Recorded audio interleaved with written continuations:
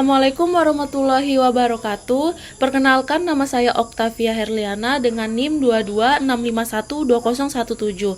Saya dari kelas 7 CAM. Saya akan mempresentasikan hasil tugas saya yang berjudul Kalkulasi Biaya Variabel dan Laporan Tradisional versus ABC. Yang pertama, kita akan membahas mengapa metode kalkulasi biaya itu penting. Jadi, akuntansi biaya bukan sekedar mencatat angka, tetapi merupakan pilar strategi dalam pengambilan keputusan manajerial yang modern. Kemudian, informasi biaya yang akurat menentukan harga pokok produksi, evaluasi profitabilitas, serta strategi efisiensi operasional. Kemudian lingkungan bisnis telah bergeser dari produksi padat karya kepada teknologi dan otomatisasi. Perubahan ini meningkatkan proporsi biaya overhead pabrik, sementara biaya tenaga kerja langsung menurun yang menciptakan tantangan baru dalam alokasi biaya yang tepat. Kemudian kita akan memahami perilaku biaya. Yang ada dua, yaitu biaya variabel serta biaya tetap. Pertama, kita akan membahas tentang biaya variabel, di mana total biaya berubah proporsional dengan volume aktivitas, tetapi biaya per unit tetap konstan.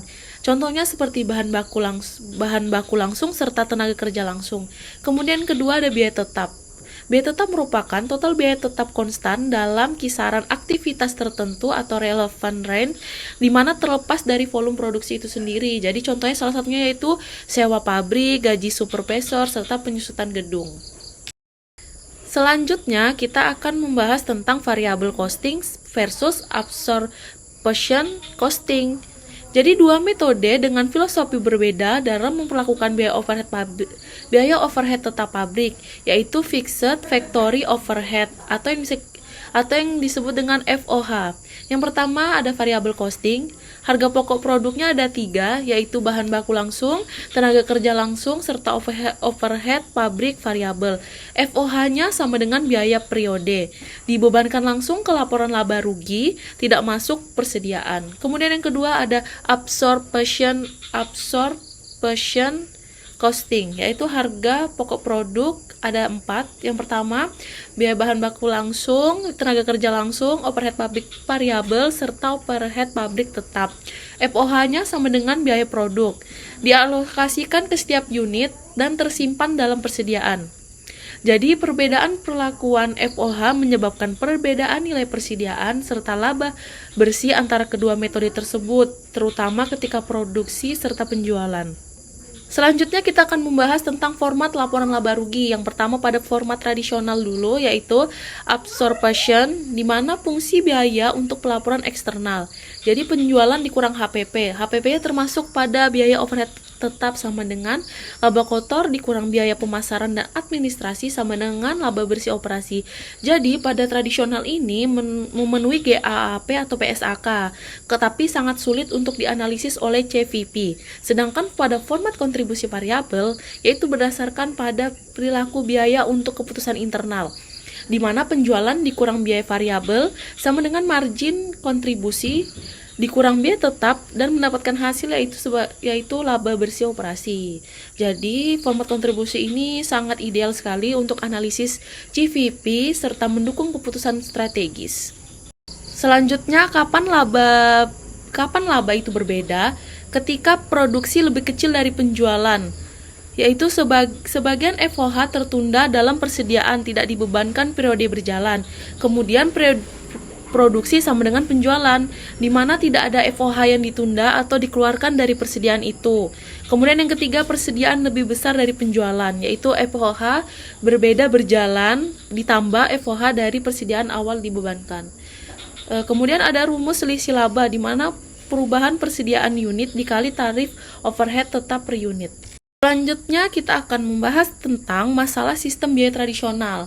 Jadi sistem tradisional sendiri mengalokasikan overhead menggunakan cost driver berbasis volume, jam tenaga kerja, serta jam mesin, yang menciptakan masalah serius dalam lingkungan manufaktur modern. Yang pertama ada subsidi silang produk, di mana produk sederhana dan volume tinggi, yaitu dibiayai lebih tinggi atau overcost karena menyerap alokasi overhead terlalu besar.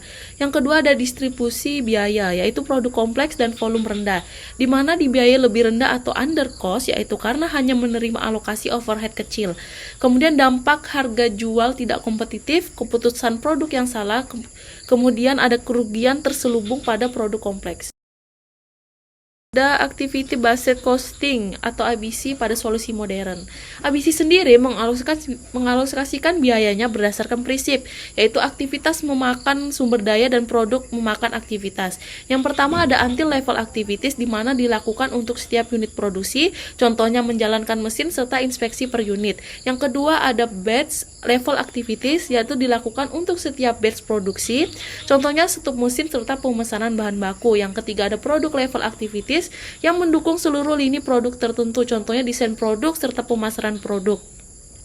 Yang terakhir atau yang keempat ada facility level activities, menumpang operasional pabrik keseluruhan, contohnya keamanan pabrik serta pajak. Masuk pada studi kasus pada PT Manufaktur Modern, di mana perusahaan produksi produk A 10.000 unit, yang itu standar 10.000 unit per tahun, dan produk B khusus 2.000 unit per tahun dengan total overhead sebesar 800 juta.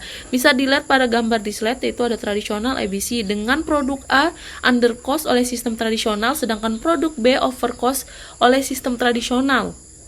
Maka 34% distorsi selisih biaya produk B antara kedua metode ini. Jadi sistem tradisional menyebabkan produk A volume tinggi mensubsidi produk B volume rendah jika harga berdasarkan tradisional. Produk A terlalu mahal sedangkan produk B mengalami kerugian. Jadi kesimpulannya serta rekomendasi yaitu variabel costing unggul untuk keputusan internal jangka pendek, analisis CVV, penilaian kinerja keputusan make or buy, serta activity basis costing memberikan akurasi tinggi untuk perusahaan dengan overhead besar, serta ada pendekatan multi perspektif yang guna observasi untuk pelaporan eksternal, variabel untuk kontrol operasional, dan ABC untuk keputusan strategis. Sekian presentasi dari saya. Apabila ada salah kata, saya mohon maaf. Saya akhiri. Wassalamualaikum warahmatullahi wabarakatuh.